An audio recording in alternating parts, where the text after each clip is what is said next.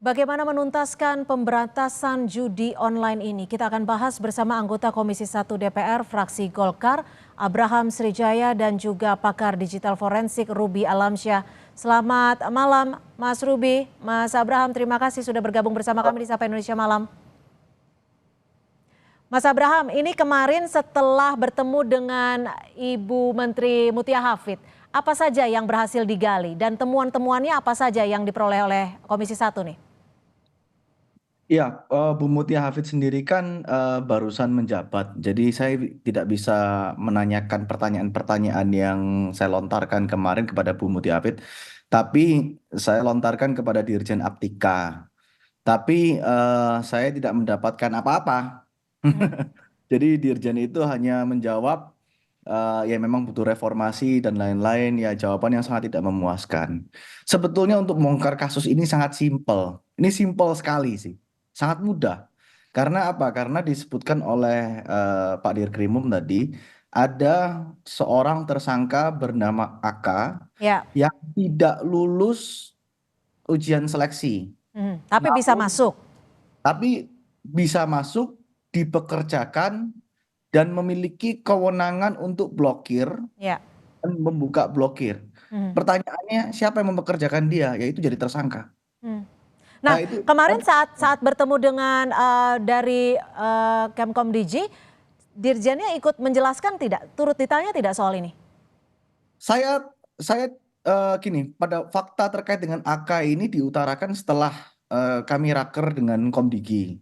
Tapi saya mengutarakan kepada Dirjen Aptika dalam rapat tersebut bahwa eh formil terkait pemblokiran situs ini diatur dalam Peraturan Kominfo nomor 19 tahun 2014.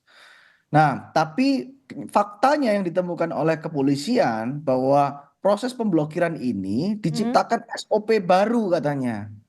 Nah, ini yang saya katakan, kok bisa pemblokiran dasarnya adalah SOP, ini kan konyol. Hmm. Maka dari itu saya sampaikan kepada Dirjen, apabila ada pelanggaran tindak pidana di sini, yang paling bertanggung jawab pertama kali adalah Dirjen. Kenapa kok Dirjen? Karena dalam Peraturan Kominfo Ya. nomor 19 tahun 2014 yang mengeluarkan pemblokiran itu Direktur Jenderal. Hmm. Jadi dia nggak bisa dia bilang nggak tahu. Maka dari itu kita juga Artinya pengawasan dan persetujuan terakhir ada di Dirjen. Direktur Jenderal. Hmm. Jadi dia nggak bisa kalau dia bilang dia nggak tahu. Kalau dia nggak tahu berarti ini orang pura-pura nggak tahu. Atau dia pelaku atau dia melakukan pembiaran. Apapun itu dia salah. Makanya dia harus dinonaktifkan. Mhm. Dan dinonaktifkan terlebih dahulu. Nah, lalu pertanyaan yang kedua dan ini yang paling penting. Siapa yang mempekerjakan AK? Nah, siapapun yang mempekerjakan AK, dia bisa mendapatkan gaji padahal dia tidak lolos seleksi. Ini harus jadikan tersangka. Itu kalau kita mau serius. Karena ini pintu masuk. Kita juga nggak usah bicara judi online dulu. Kita judi online itu nanti. Kita bicara tentang pintu masuknya dulu. Kalau misalnya di pintu masuk ini nggak diperbaiki Tapi dan kita tapi gini, Mas Abraham, kan sebenarnya sempat ada pergantian Dirjen dari Pak Samuel Pangerapan. nggak ada masalah mau ada pergantian Dirjen atau nggak ada pergantian Dirjen karena kejadian ini sudah berlangsung di saat Dirjen yang sekarang. Ini sudah berlangsung selama berbulan-bulan. Harusnya kalau misalnya seorang dirjen dia harus cek dong peraturan pemblokiran aturannya mana. Kemarin saja saya tanya ke beberapa orang Komdigi, peraturannya mana pemblokiran? Dia ngomong PP 71 tahun 2019. Mhm. Nah, ini ngawur ini. Itu penyelenggaraan sistem elektronik. Ada lagi Permen Kominfo 2020. Itu PSE dalam lingkup privat hanya menyebutkan terkait pemblokiran dilakukan oleh Kemenkominfo. Titik. Oke, jadi dari Tata peraturannya caranya saja itu nggak sudah diatur. tidak tepat menurut Anda seperti itu ya?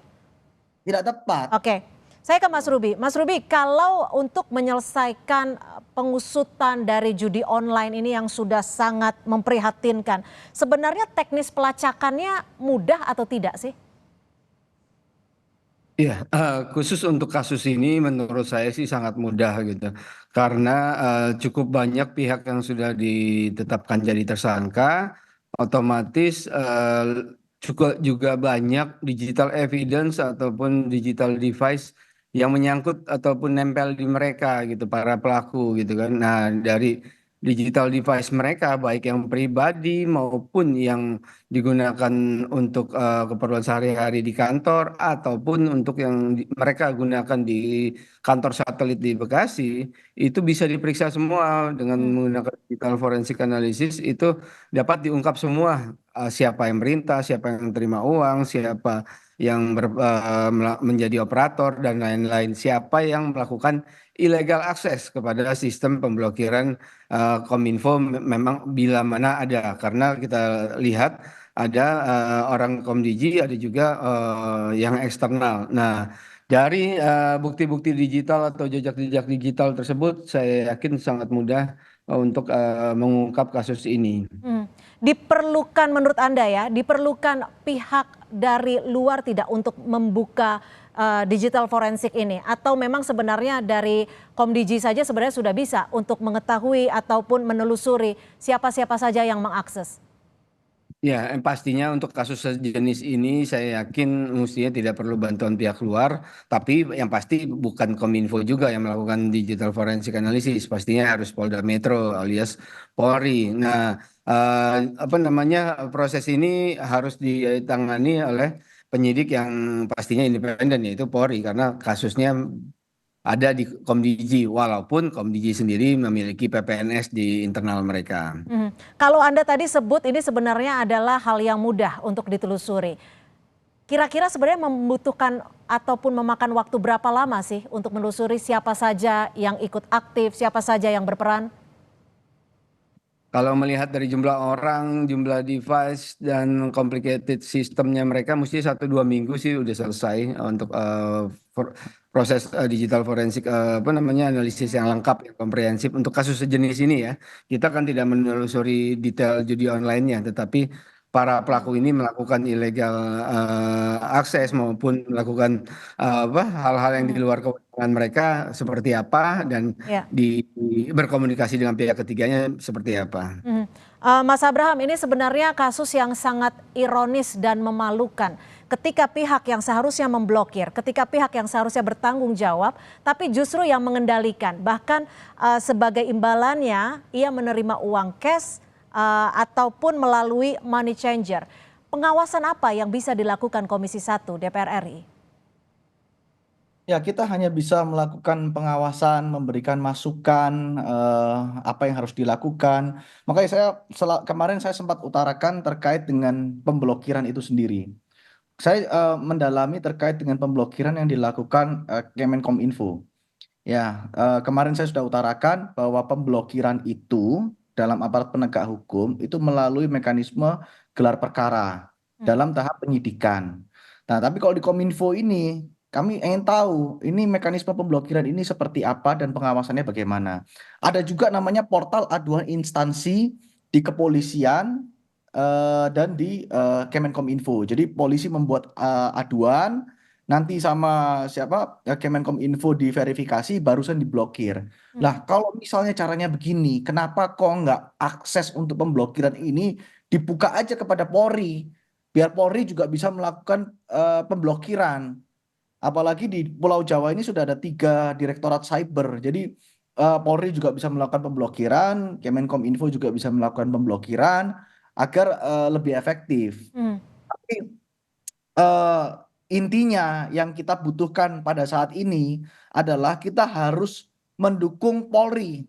Ini yang kita harus dukung Hmm. agar mereka berani dan terus mengungkap sampai ke akar-akarnya. Karena apa? Karena selama ini bola panas terkait dengan judol ini selalu dilemparkan ke Polri. Hmm. Ini ternyata dari pintu masuknya yang bermasalah. Dan ini Kak kita apresiasi sekali Polri Komisi dapat. 1 punya target tidak ataupun akan memanggil kembali Mutia Hafid untuk penanganan kasus judol ini? eh kami nggak bisa buka ya karena ini sedang dibicarakan dalam komisi dan bukan kapasitas saya untuk berbicara nanti ke depannya seperti apa. Namun saya mendapatkan info bahwa pimpinan Komisi 1 akan segera membentuk panja. Saya harapkan ini bisa dieksekusi dengan baik. Oke. Saya harapnya bukan panja tapi pansus. Jadi bisa Komisi 1, Komisi 3, Komisi 11 bisa bersatu. Jadi bisa lebih terselesaikan dengan cepat. Mas Ruby, cukup menurut Anda dengan pemblokiran saja atau butuh tindakan yang lebih masif, lebih tegas agar judi online ini bisa benar-benar terberantas? Ya, pemblokiran saja sudah dipastikan itu tidak atau bukan menjadi satu-satunya solusi dan kita sudah lihat itu tidak efektif, apalagi kepada para pemain judi online yang memang aktif. Mereka dengan gampang sekali kok dan mereka tahu caranya melakukan atau mengatasi pemblokiran dari pemerintah. Nah, pemblokiran hanya salah satu cara, tapi pastinya harus dilakukan berbagai macam alternatif cara. Ya, kebetulan kami sempat diundang sama Bu Menteri ya beberapa hari lalu, hari Senin, untuk memberikan masukan-masukan apa saja yang kira-kira bisa dilakukan yang jauh lebih komprehensif daripada yang saat ini. Apa saja yang ditanya Bu Menteri saat itu, Mas Ruby? Ya, beliau menanyakan intinya awalnya beliau memberi informasi apa saja yang urgent saat ini yang dibutuhkan oleh Kominfo, masalah-masalah yang mereka hadapi, lalu meminta masukan kami apa saja yang bisa menjadi usulan yang quick win, utamanya yang quick win ya. Yang juga menyentuh masyarakat secara langsung dan bisa dirasakan secara langsung serta memastikan hal-hal seperti kejadian oknum Komdiji yang barusan ini Pak tidak Ruby, terulang lagi. Dan mungkin saya kebetulan kami juga diajak oleh staf beliau untuk atas arahan beliau untuk memeriksa sistem pemblokiran Kominfo, SOP-nya sampai beberapa sistem di beberapa lantai yang Sudah berbeda. benar atau masih berantakan sesuai pemeriksaan Anda saat itu? Ya, berantakan sih kita kurang tepat ya ngomongnya, tetapi belum sesuai. Belum sesuainya utamanya kelihatan dari kasus ini adalah pengawasan. Seseorang ataupun sekelompok atau baik dari ketua tim pemblokiran maupun operator-operator di bawahnya itu memiliki wewenang pemblokiran, tetapi tidak ada yang melakukan pengawasan secara proper, sehingga orang-orang yang memiliki kewenangan tersebut akhirnya merasa nggak ada yang mengawasi dengan proper, ada celah untuk mereka bermain seperti Oke, kemarin. artinya bisa disimpulkan bahwa audit pemblokirannya ini masih sangat minim, seperti itu ya? Masih sangat minim, bisa dibilang malah kesannya yang nggak ada atau randomnya terlalu random. Oke, Jadi dugaan sering Anda mungkin singkat bisa saja lewat. nih Mas Ruby, Ya. kalau dilihat atau dari penelusuran Anda selama hari Senin kemarin, ini tersangkanya bisa lebih tidak sih? Atau orang yang terlibat ini bisa lebih dari 15 orang tidak? Menurut pasti pengamatan jawab. saya pasti lebih. Pasti lebih. Sampai di bagian mana atau sampai di level mana? Apakah sampai di eselon 1, eselon 2? Itu saya nggak bisa menjawab saat ini. Pastinya nanti teman-teman Polri akan bisa mengungkap kasus ini pasti lebih optimal pastinya. Ini akan kelihatan sejelas-jelasnya seperti tadi sudah disampaikan Komisi 1 itu udah terang Baik. benderang ya bisa kelihatan. Baik, terima kasih Mas Ruby Alamsyah, pakar digital forensik, dan tentunya kami harapkan pengawasan yang lebih ketat lagi dari Komisi 1 DPR RI, Mas Abraham Srijaya. Terima kasih dari anggota Komisi 1 fraksi Partai Golkar. Selamat malam.